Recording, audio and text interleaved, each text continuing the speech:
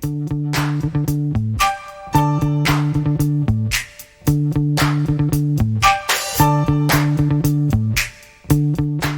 hola, hola. Qué ganas de estar con vosotros de nuevo. Aquí Carlos Herranz al aparato.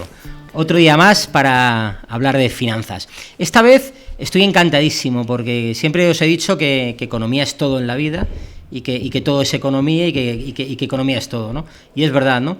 Y hoy vamos a hablar con gente con cultura, con gente que sepa, con gente que sabe, y vamos a hablar de historia. Y vamos a hablar de las consecuencias económicas y un poco lo que pasó entre la Primera y Segunda Guerra Mundial y esos efectos que tuvo, que fueron demoledores para Europa. Ahora que está muy reciente la crisis en Ucrania, ese juego político de negociaciones, de tiras y aflojas, y al final no sé si por desgracia veremos la guerra.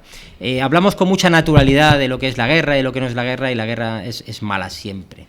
Pero bueno, antes comentaros que estamos encantados de que nos escuchéis, que bienvenidos a la radio labarandilla.org, nuestra radio social, a nuestro programa de finanzas de Andar por tu Casa. Y además, hoy tenemos que mandar un saludo muy especial, pero muy fuerte, a todos los oyentes de la radio Castilla-La Mancha Activa. Un abrazo especial, espero que disfruten como nosotros disfrutamos de este programa y que nos escuchen con mucho afecto. Un abrazo grande. Y por supuesto, dar las gracias a Corazón y Manos, a SISPA, a Hospital de Diagman, que están ahí, que nos apoyan y que nos ayudan, y que sin su ayuda esta radio social, esta defensa de la salud mental, no tendría ningún sentido. Muchas gracias.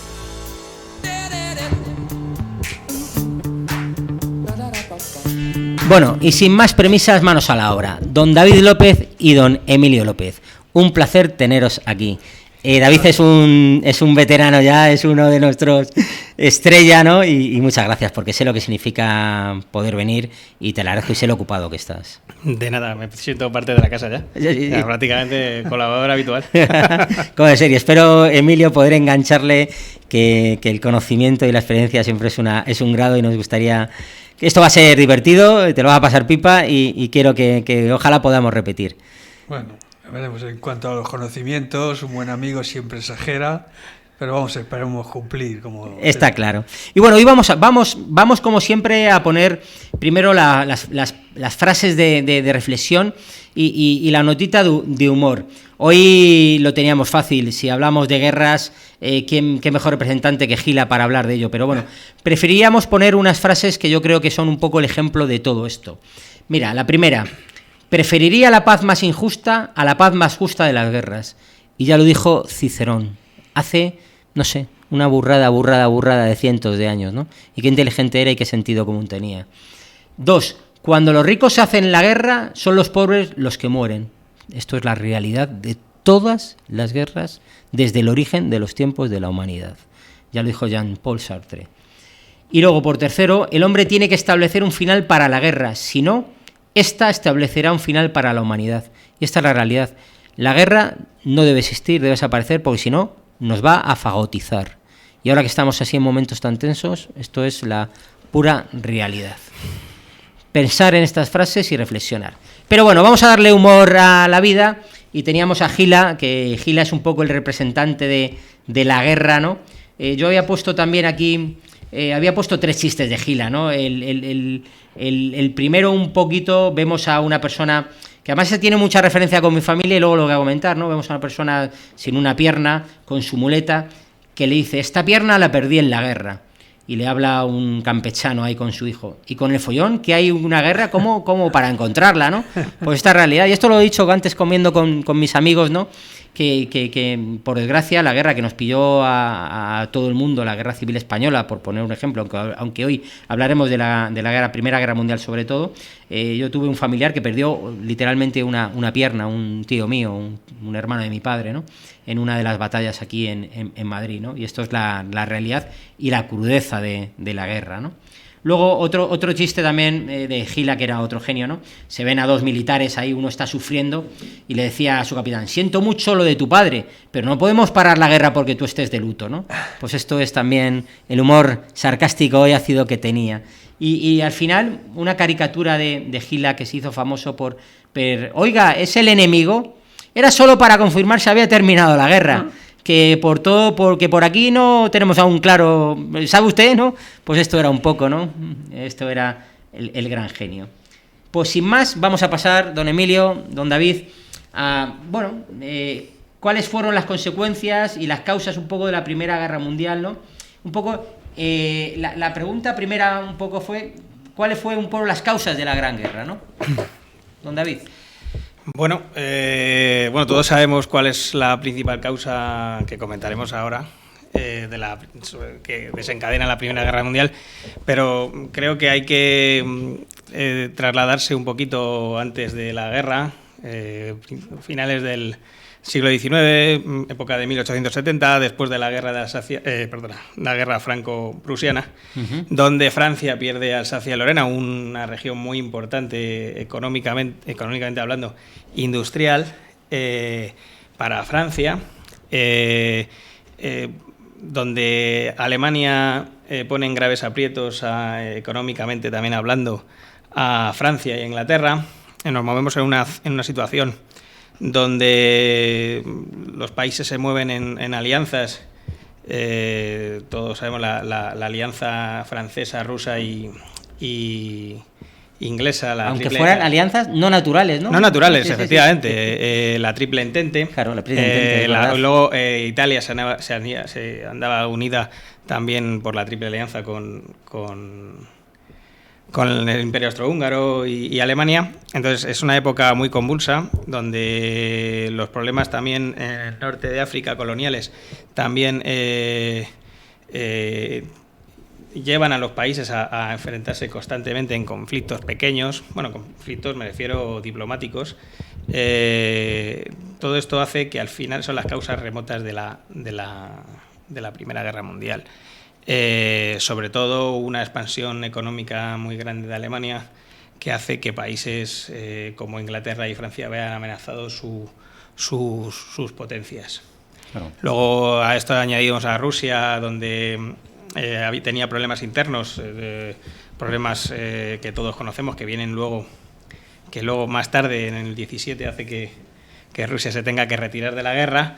Piensen que una guerra también les haga como que se soslaye un poquito esos problemas. El Imperio Austrohúngaro, ocultar sus problemas internos, ¿no? Los conflictos de Rusia también con el Imperio Austrohúngaro por los países eslavos y los países balcánicos.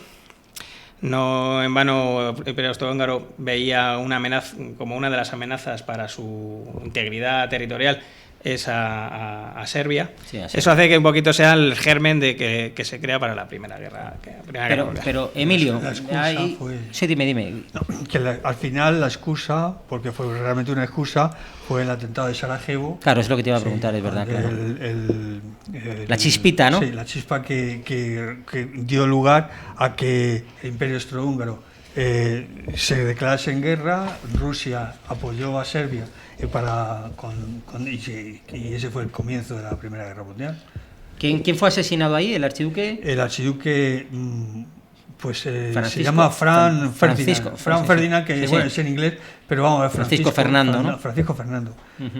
En inglés, pues Franz Ferdinand. Entonces, pues eso fue realmente una excusa y eso le valió al Imperio Austrohúngaro para declarar la guerra. O sea, la historia siempre regresa. Estamos viendo ahora en la televisión todos los días con el tema del conflicto ucraniano. Ahora parece, hoy no he podido ver el telediario, pero hasta ayer las zonas de máxima influencia rusa como que estaban diciendo que los ucranianos estaban tirando bombas. O sea, las falsas noticias para buscar una excusa para poder... Y esta fue la excusa, ¿no? No hemos cambiado tanto el mundo, ¿no? Es la agresión con falsa bandera. Claro.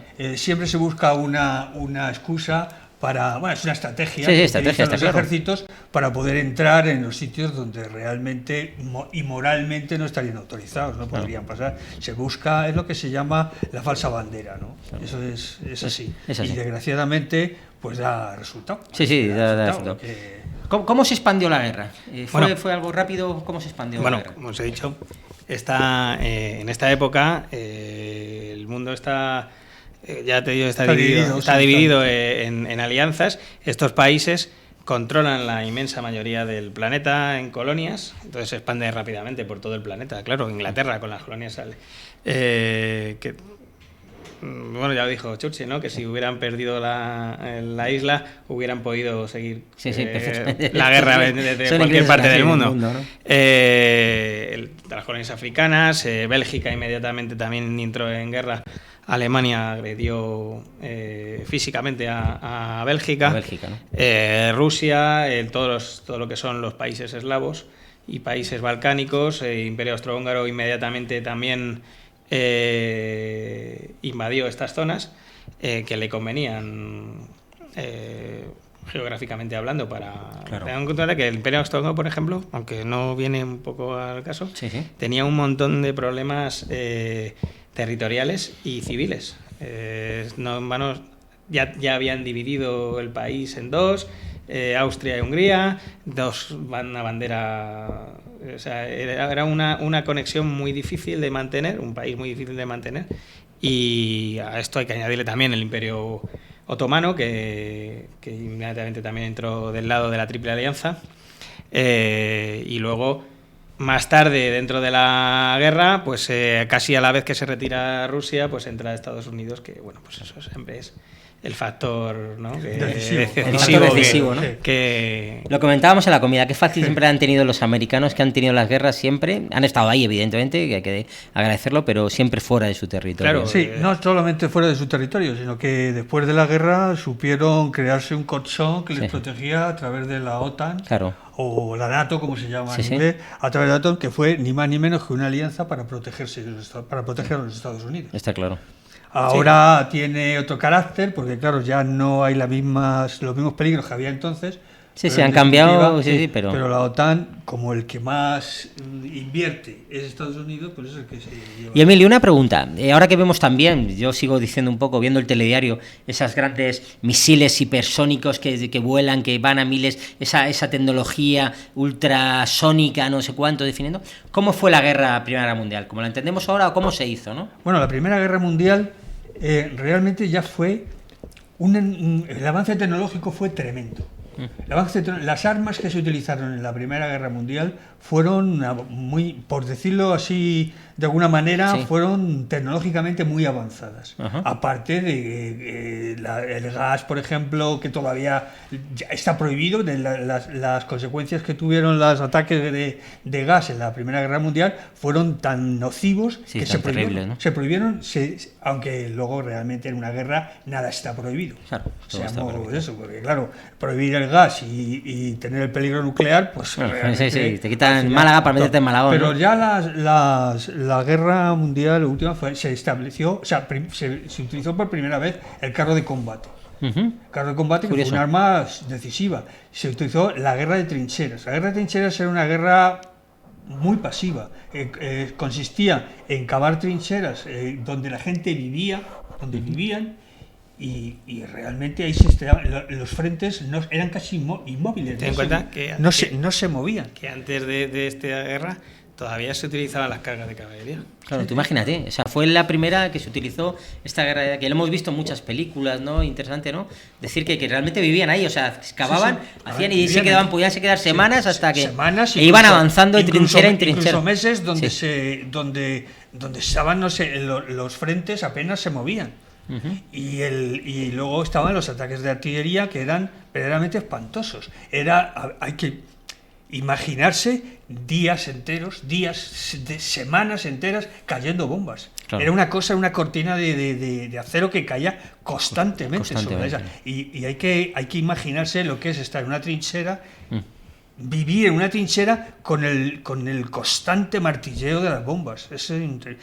Esto lo hablábamos en la comida. Hay un autor alemán que se llama Ernest Junger, en un libro que es súper famoso y que yo recomiendo a todo el mundo, que se llama Tempestades de Acero, te describe cómo fueron las guerras de trincheras, cómo vivía esa gente.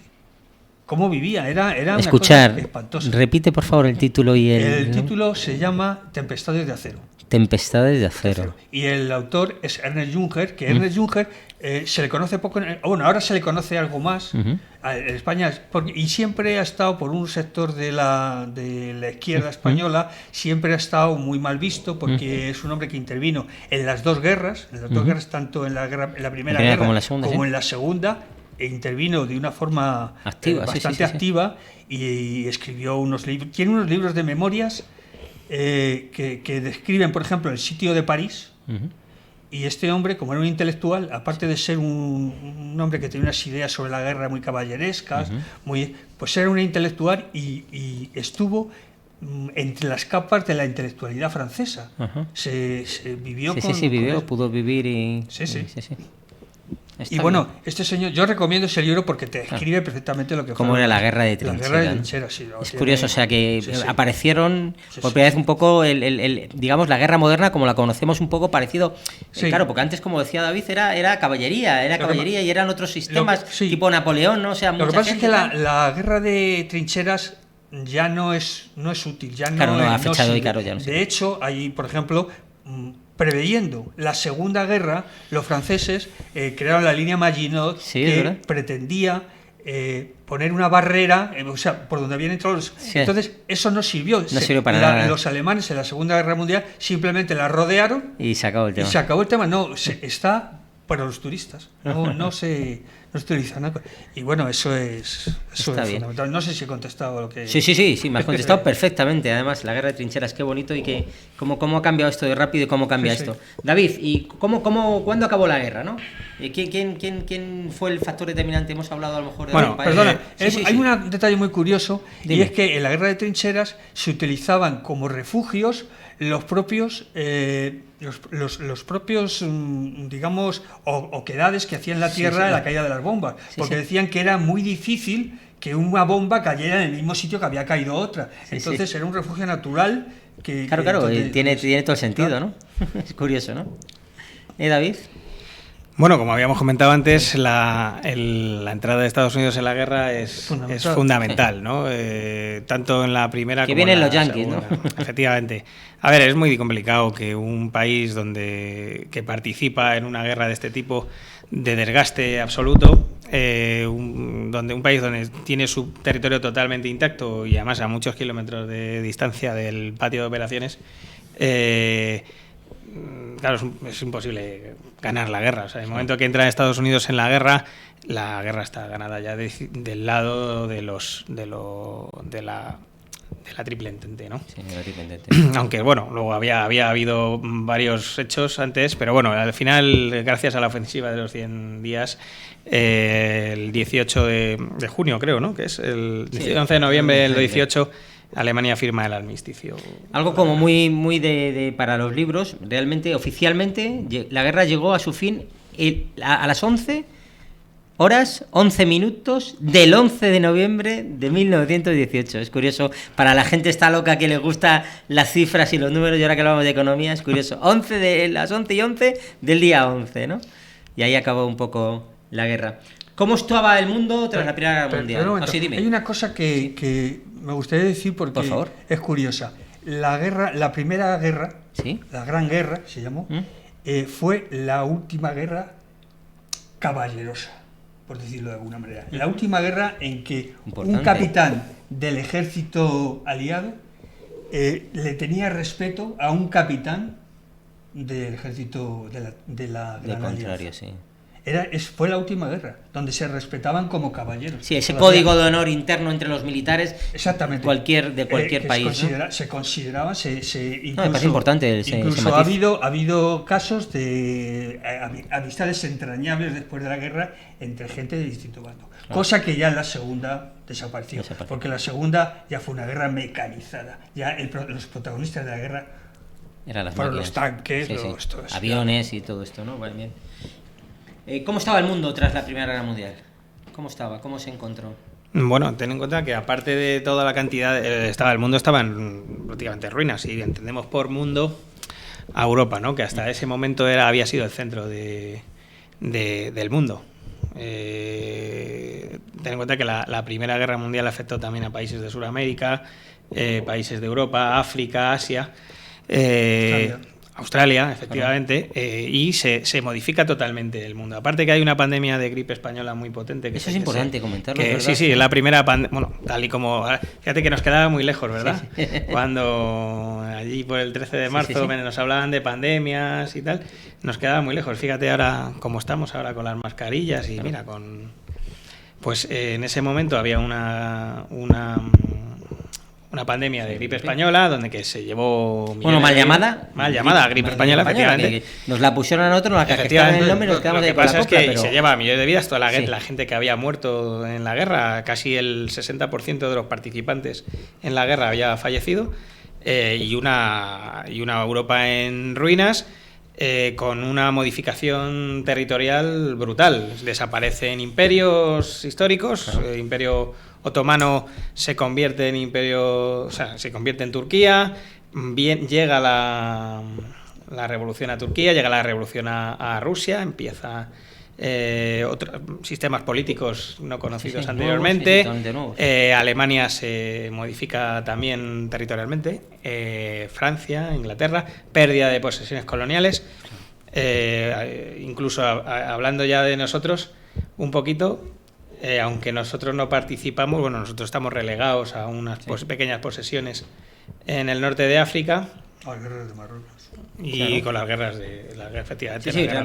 Realmente la posición de España, la transformación mundial es brutal. Sobre todo política, una administración política. Está claro. Entonces, has dicho un poco, ¿qué podemos comentar de cómo fue la actuación de España en la Primera Guerra Mundial?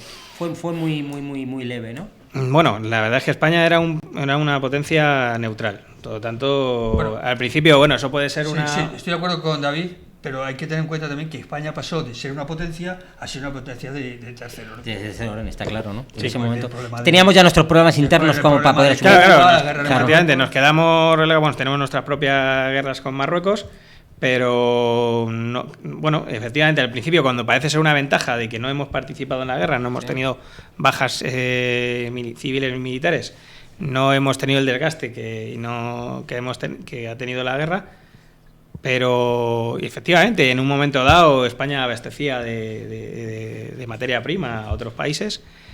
Luego la realidad es que pasa a ser una potencia de segunda, tercera categoría. Bueno, y cuando sería la última guerra, ya sabemos, al ciento de ciencia ficción sabemos que no, pero que decían nunca más, ¿no? Este mundo se comprometió a decir que no iba a pasar, pero el ser humano es así, ¿no, don Emilio? Sí, yo creo que después de una guerra cruenta como fue esta, yo creo que eso ha pasado siempre que ha habido una guerra de este tipo, tan cruenta como esta, aunque como esta evidentemente nunca la había habido, pero siempre se trata de que decir, esto ya, hasta aquí hemos llegado, esto ya es insostenible. No se puede repetir, ¿no? Claro, pero lo cierto es que a partir del Tratado de Versalles, que fue... Es lo que vamos ahora a potenciar y vamos a explicar. Se le adjudicó la responsabilidad de la guerra a Alemania, pues fue un poco el germen, el comienzo de la gestación de la Segunda Guerra. Está claro, una de las frases que decían aquí, la guerra para poner fin a todas las guerras. Sí. Esa era la frase bonita que queda muy bien puesta, pero de todas formas, realidad. Fijaros, ahora con esto que está pasando en Ucrania, fijaros la similitud. Ahora nos está asolando otra pandemia. La situación económica en el mundo es tremenda por culpa de la pandemia y con esto de la globalización, que parece que no está saliendo como decían. Claro. Y entonces estos problemas que hay entre Rusia con respecto a Ucrania, hubo un prólogo con la anexión de Crimea, ahora venimos con esto. Toquemos madera, vamos a ver. Yo creo que yo creo que esto ya en esta época dará paso a una nueva guerra fría. Ya lo hemos vivido esto, recuerdo la crisis de los misiles cubanos, que podemos hacer otro programa si quieres, pero esto ya lo hemos vivido. Al final esto no deja de ser un país que quiere, nos desviamos del tema, pero no deja de ser un país que quiere entrar en la OTAN, y Rusia ve en sus puertas pues más bases aliadas, justo casi en su puerta. Además, un país en el que él considera, porque Rusia siempre ha considerado Ucrania suya. De hecho, hace poco el presidente de Ucrania decían que en 1994 a lo mejor no tenían que haber soltado las armas nucleares que les quedaban de la Unión Soviética. Quizás la palabra nuclear ya pone los pelos de punta. Llevamos desde el final de la Segunda Guerra Mundial, llevamos con potencias nucleares, ¿no? Hay potencias nucleares en el tablero. Por lo tanto, al final... Rusia quiere hacer valer y quiere todavía tener una preponderancia mundial, Y al final, pues bueno, pues no creo que haya... Bueno, a lo mejor me equivoco y hacemos un programa especial para la guerra la semana que viene. Está claro. Pero... No, lo que pasa es que es verdad, es que el ser humano, a diferencia de muchos animales con menos raciocinio, cae y repite sus errores constantemente y no aprendemos de ellos. Entonces tú me dices, es difícil. Evidentemente la tecnología nos ha hecho recapacitar y pensar que si algún loco pone una bomba de esas, miedo que nos da la palabra nuclear, desaparecemos todos, ¿no? Entonces, pero siempre hay ese tipo de gente que no le importa nada, ¿no? Entonces esto nunca se puede decir, no sé, además parece que mucha gente tiene la teoría de que es necesaria, que yo no comparto, que es necesaria guerras para volver a relanzar a los países que se encuentran a lo mejor en unas horas bajas, no lo sé, ¿no? Es pero triste, pero ¿no? ahora mismo ya una guerra no le interesa a nadie, no es como antes. Ahora el mundo no es como antes. Ojalá. A una guerra no le viene bien a nadie. Ten en cuenta que ahora vivimos en la época del consumismo, no estamos hablando de la Primera o Segunda Guerra Mundial, donde para salir de sus problemas económicos, pues una guerra hay que inventarse pues una guerra o fomentar una guerra. Ahora no le interesa a nadie, hombre. Cortar el comercio y cortar eso sí que es un problema para todos. Sí, mira la pandemia lo que nos ha llevado. Por eso ahí lo tenemos. Sí, sería volver después de una guerra nuclear sería volver a la Edad Media. Sí, está claro. Mira, yo creo que vamos a profundizar un poco más en ese aspecto del Tratado de Versalles que habéis comentado, ¿no? Yo creo que aquí hay una frase que define un poco todo y vamos luego a hacer la pregunta, ¿no? El Tratado de Versalles puso fin a la Primera Guerra Mundial y desató la Segunda. Tú imagínate qué fuerza tiene esta frase. O sea, algo que se creó para que no hubiera más y llegar a un entendimiento fue el origen posiblemente claramente de otra guerra, ¿no? ¿Qué significó el Tratado de Versalles para el orden mundial? Bueno, vamos a ver. El Tratado de Versalles evidentemente se firma en Versalles, a las afueras de París, y es un tratado en el que no dejó indiferente a nadie y además un tratado que no gustó a nadie. Es decir, efectivamente puso el germen de lo que vendría después, ¿no? Acompañado de otra serie de factores, pero un tratado que fue muy, muy, muy malo para Alemania. Ten en cuenta que mucha parte de la población alemana no ve como una derrota la Primera Guerra Mundial, perdón. Sí. Y entonces es un tratado bastante humillante con Alemania sobre todo. Casi una revancha, pues se puede llamar así, de Francia hacia Alemania. Entonces eso es lo que significa. O sea, el tratado es poner las bases de lo que va a venir después, ¿no? Y es bastante, bueno, es una época maravillosa, ¿no? Pero sobre todo esa época de entreguerras pone las bases políticas, económicas. De hecho, hay un libro maravilloso que escribe Keynes sobre las consecuencias económicas de la paz. Eso sí que es para dedicarle un programa entero. Sí. Lo que produce en Europa ese tratado. Claro.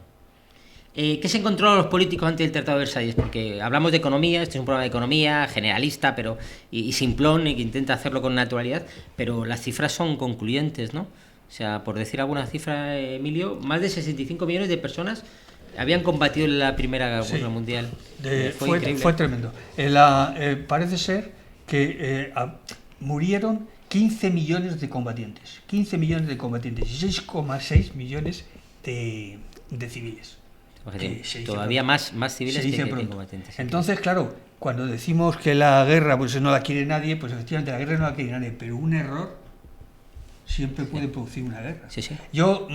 Hay una película que no recuerdo ahora mismo el nombre, que es una película donde un destructor de la OTAN persigue en el círculo polar, persigue un submarino ruso. Sí. Y lo persigue hasta el extremo de que un error dentro del barco, dentro del destructor, lanza un misil y eso es el comienzo de ya la hecatombe.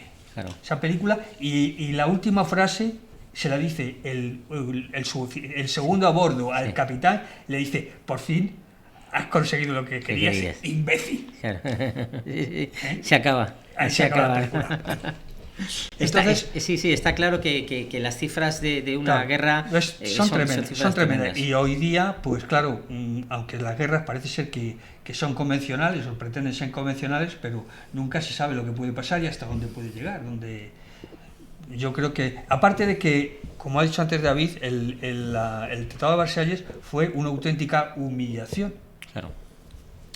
Y lo peor que llevan los seres humanos es la humillación. Sí. Cuando a ti te humillan, eres capaz de cualquier cosa. Está claro. Y se hizo hasta el punto, se llegó hasta el punto de que el tratado se firmó en la Sala de los Espejos, esta de Versalles, que fue donde se coronó a Guillermo II. Los alemanes coronaron a Guillermo II después de vencer a los franceses, lo coronaron en ese sala. En ese palacio, en esa sala. O sea, sala. para vengarse los franceses dijeron, oye, para que veáis, os hemos derrotado y queremos que humillaros más, ¿no? Entonces los resultados económicos fueron tremendos, porque al adjudicarle toda la responsabilidad se pidieron unas reparaciones desorbitadas, que luego, por cierto, Alemania no llegó a pagarlas completamente.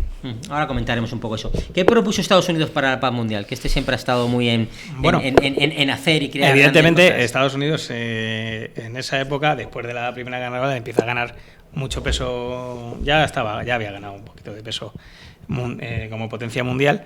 Pero el presidente Wilson propone 14 puntos, que luego son puntos muy idealistas, ¿no? Pero bueno, sobre todo basa sus 14 puntos en la creación de una sociedad de naciones para poder evitar una nueva guerra mundial.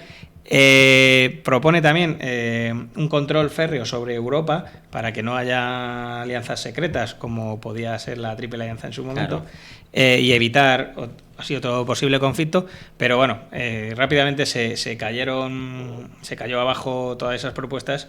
No la Sociedad de Naciones, es cierto que es la base de nuestra ONU actual, pero se vino abajo porque muchos países europeos se centraron en las reparaciones de guerra. Claro, en sus propios problemas internos, y no la importancia que tenía, que posiblemente si lo hubieran dado hubiera también hecho otras cosas diferentes, está claro. ¿Y qué consecuencias tuvo? Además, es que hay que tener en cuenta que la creación de la Sociedad de Naciones no se permitió la entrada a Alemania. Y no se permitió la entrada a Rusia. A eso no se les permitió entrar. Y Estados Unidos no ratificó el tratado ese. Tampoco lo firmó. No, porque tenían diferencias entre los republicanos. O sea, no, al final la cosa... Sí, el Tratado de Versalles fue complicadito. Fue un tratado, se define como tratado, pero que con poco acuerdo de nada, ¿no? Bueno, ¿y qué consecuencias tuvo para el Tratado de Versalles para Alemania? Todas fueron malas, ¿no? Negativas, entiendo.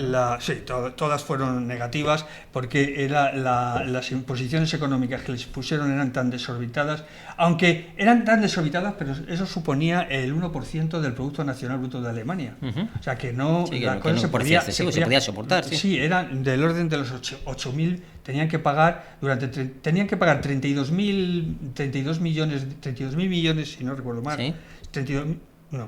69 millones de marcos, pero en 32 años. Luego eso se rebajó a la mitad aproximadamente. Y no suponía tanto. Lo único que pasa es que, claro, luego hubo una serie de circunstancias que echaron la economía abajo de Alemania, además de la Gran Depresión, que evitó las exportaciones que hacía Alemania y las importaciones, con lo cual se hundió la economía. También le quitaron territorio, me imagino. Sí, le quitaron, ¿no? El 13% de los territorios se las quitaron. El ejército, Alemania era capaz de movilizar 4,5 millones de personas de esos lados. Sí, tú imagínate. De militares. Que era mucho. Y se redujo el ejército a 100.000. Tú imagínate, 4,5 millones a 100.000. La flota... De forma obligatoria por el Tratado de Versalles. La flota prácticamente desapareció. El armamento, digamos, bueno, es una cosa similar a lo que pasó en la segunda con Japón, que también. Claro. Lo que pasa es que, bueno, luego Hitler ya se sabe que trató incumplió prácticamente todo. Entró una época ya de armamento, que fue una economía de guerra, y ya pues la cosa se fue... Me comentaste... Al final no se llegó a pagar toda la deuda, Se llegó a pagar solamente el 50% más o menos. Sí.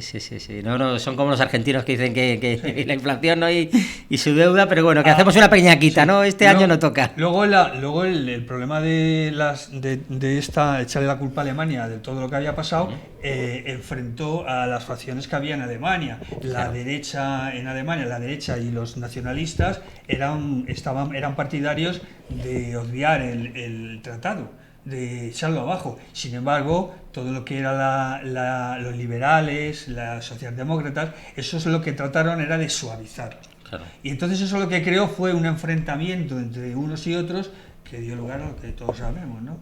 Sí, fue un poco el germen, ¿no? La inflación creció de una forma desorbitada. Hay un dato que tengo yo aquí, ¿sí? Que es curioso. En noviembre del año 1923, que fue cuando... Bueno, ahí un 4,2 billones, 4,2 billones, billones de marcos eran $1. Tú imagínate lo que era la hiperinflación. Claro, entonces hubo que crear otra moneda para porque el marco había perdido todo su valor. Había perdido el valor de cambio que tenía el marco, desapareció. Tenían que quemar carros enteros de billetes. De billetes, porque habían desaparecido. Pero no valían para nada. Hay una cosa que también me comentaste tú, Emilio, que me pareció curiosa, que yo no sabía, ¿no? Que incluso para poder que hicieran el cumplimiento, Francia también entró en Renania, ¿no? En alguna zona, es que no, lo que pasa es que los retrasos de Alemania en el pago de las compensaciones del tratado de Versalles, el retraso sostuvo como compensación, eso dio lugar a que Francia y Bélgica ocuparan militarmente la zona del Ruhr, que era la zona industrial por excelencia de Alemania. O sea, me pagas o te ocupo, ¿no? Ocupo militarmente la zona. Un poco de humillación, entonces, si a Alemania le quitas sus zonas industriales, pues resulta que hundes completamente la economía.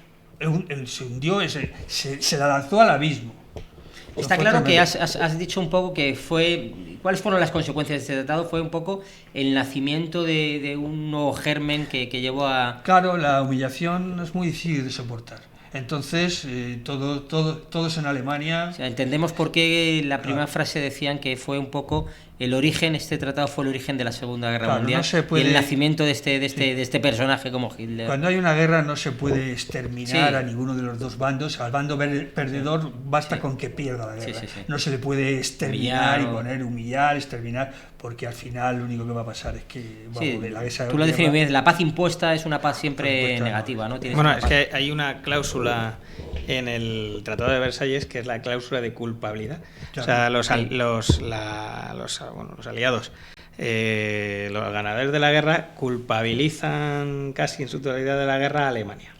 Entonces eso no lo llevan bien la población alemana, ya no te digo sus dirigentes, esto no lo admite. Ya te he dicho antes que no admitían que hubieran perdido la guerra. Claro, es que no admitían, claro. Pues la guerra se hizo sobre todo en Francia, ¿no? Yo creo que Francia fue el núcleo donde más sufrió. Exactamente.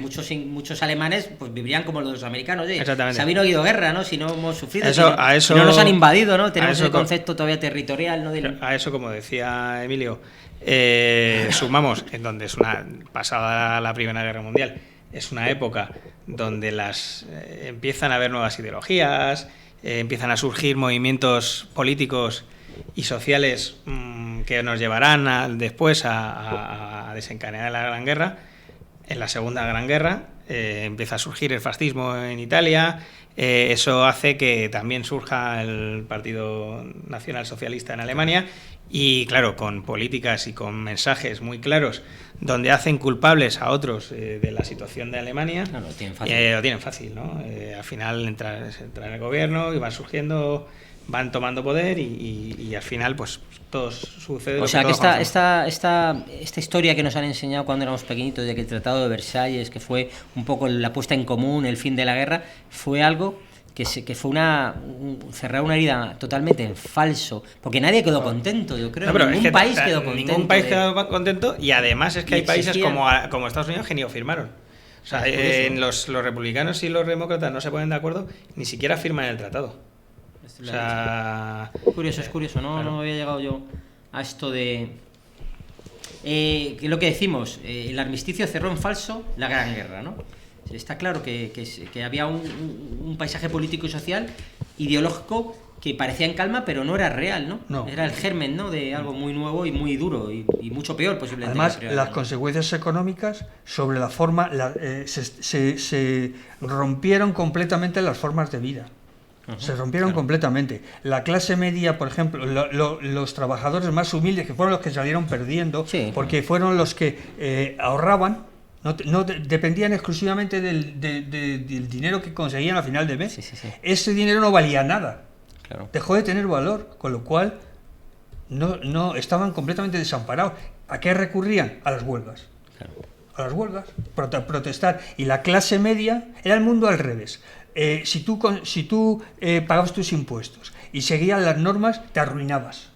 Pero si lo hacías al revés y no seguías las normas, te enriquecías. Por ejemplo, una persona que compraba una casa, la clase media, la gente que se dedicó a ahorrar, esa perdió todo su dinero. Claro. La gente que invirtió el dinero, yo no digo que eso esté mal, que invirtió el dinero en una casa o lo que sea, una nave o una oficina. Es que no tenía ni que pagarlas, porque por el dinero que lo compraba, bastaba con retrasar el pago para que ese dinero ya no tuviera valor. Es curioso, si entendéis los entes lo que quiere decir Emilio, que es muy curioso, que la hiperinflación, cuando algo dice que vale 4 billones de euros, que es $1, es decir, cuando no vale nada, tú compras algo con un valor y al cabo del mes deja de tener su valor, si no has acabado de pagarlo, te sale gratis realmente. Claro. Eso pasó hubo grandes empresas que se crearon los trusts estos de empresas, en las que hubo algunas empresas que grandes financieros alemanes que se dedicaban a comprar empresas que estaban al borde de la quiebra, y esas empresas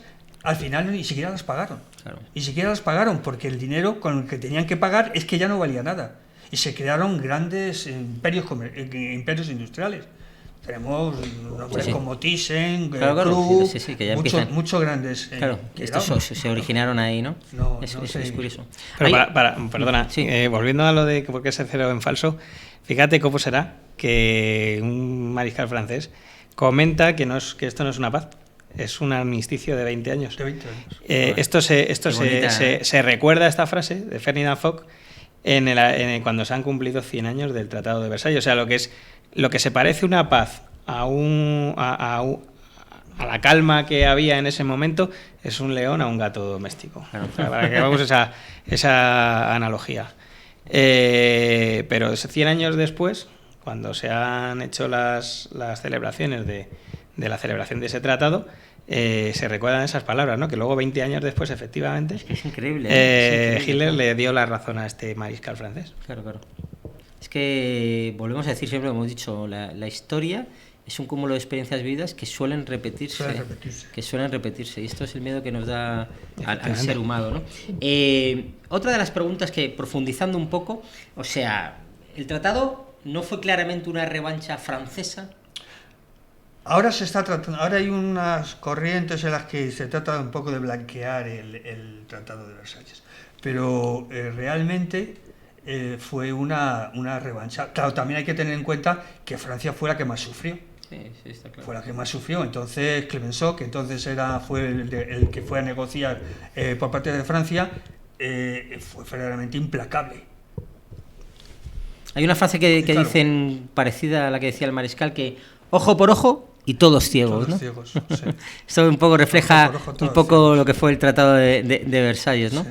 Querían culpabilizar, querían decir claramente quiénes han sido los vencedores, los vencedores, los que más habían sufrido. Por eso se hizo en el Salón de los Espejos, por eso se intentó la humillación. Sí, y como tú dices, Emilio, yo creo que al final ya el que está derrotado ya no tienes que decirle nada más. Siempre la humillación, yo creo que es que siempre tengamos en cuenta una cosa que es un detalle parecido. No es igual, pero es parecido.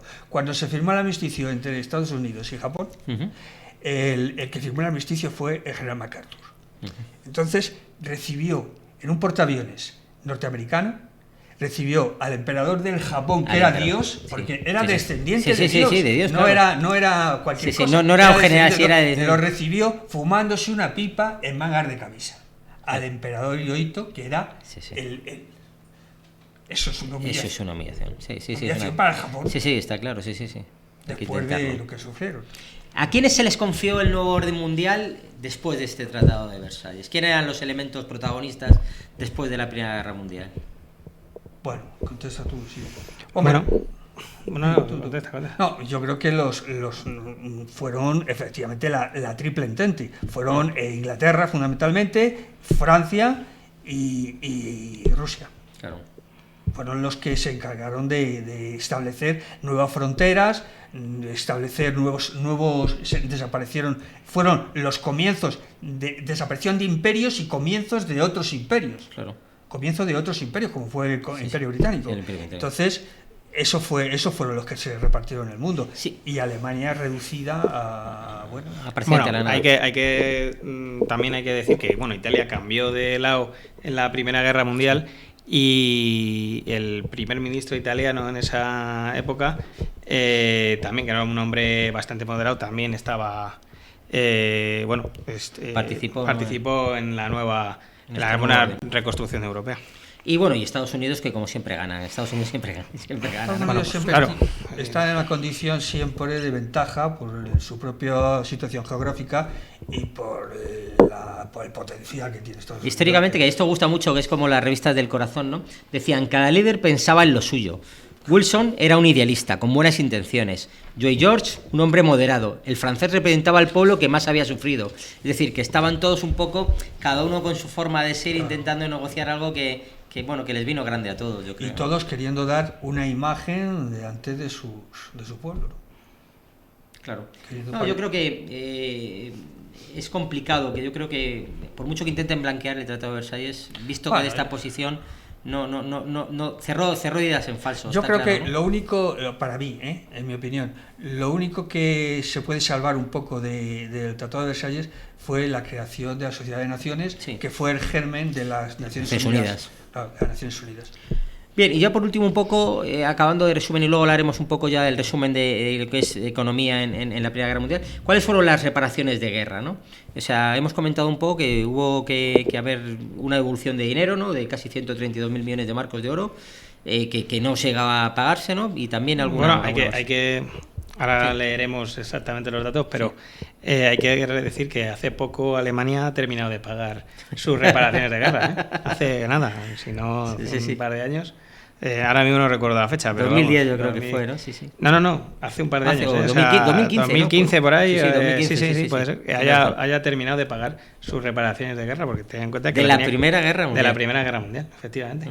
Bueno, son pagadores, ¿no? A mí me gustaría comentar lo que costó la guerra. Sí, a mí me parece fundamental, importante. Lo que costó la guerra a Alemania le costó la guerra 185.000 millones de marcos, oro. De esto, cuando acabó la guerra, el marco estaba devaluado a la mitad, con lo cual se puede considerar que le costó el doble. El doble, es verdad. Entendemos los oyentes que cuando la inflación vale el doble, cuesta la mitad, claro, te cuesta hacerlo todo. Solamente la quinta parte de este dinero se pagó con impuestos. Luego, el 50% se pagó en forma de empréstitos. Y luego, el 27% se pagó con bonos, bonos del Tesoro, bonos del Tesoro, letras, a corto plazo. O sea que eso fue endeudamiento. prácticamente la ruina de una cantidad de alemanes, el pequeño comercio, todo eso prácticamente desapareció. Sí, podemos entender cómo surge este populismo de nazismo que genera, pobreza.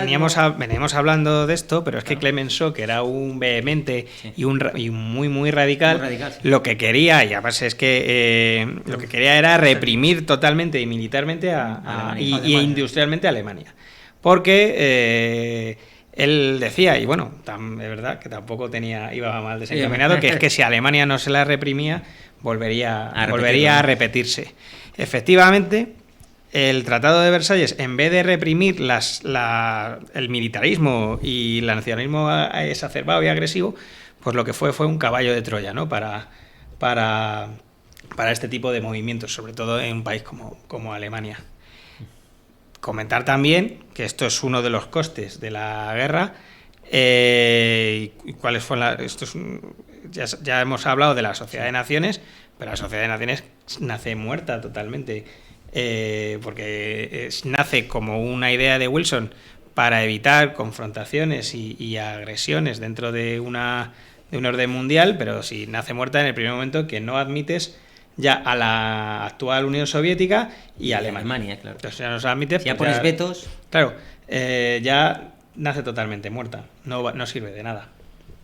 Es verdad que parece que tiene, ahora, bajo la perspectiva del siglo XXI, en el 2022, como estamos, ¿no?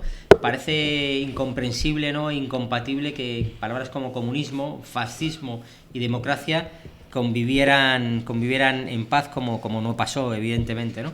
Entrarían más pronto que tarde en colisión, ¿no? Y al final se sembraron los gérmenes para que hubiera estas cosas, ¿no? Un comunismo exacerbado en la Rusia, tapando sus problemas, ¿no? Todos fueron reacciones, unas cosas de otras. Los fascismos y el nacionalsocialismo, pues fue reacción al comunismo. El comunismo era reacción a la implantación ya no tan incipiente, sino ya del capitalismo. Real, de capitalismo. Entonces, pues todo son reacciones que, claro, se llevan a extremos y al final la convivencia de eso es efectivamente,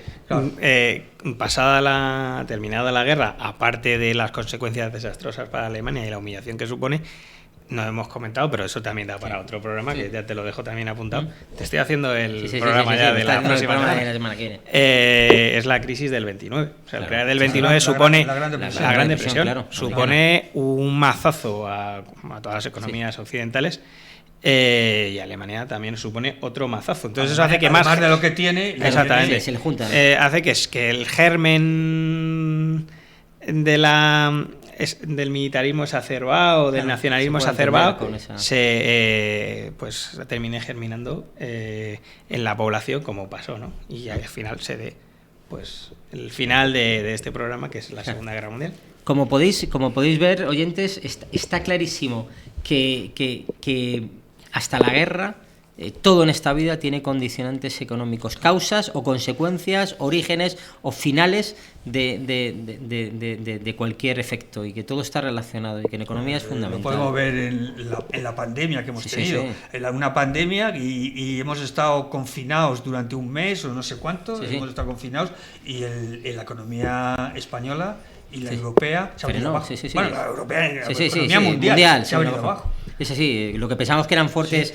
cimientos sólidos desaparecen en un mes y medio. Esa idea que tenemos de la globalización y tal, por la globalización, claro, nos ha tocado a todos. Efectivamente, precisamente por la globalización nos ha tocado a todos. Claro, una pandemia como ha sido esta, tan brutal en términos económicos y en vidas, pues al final ha sido un desastre absoluto.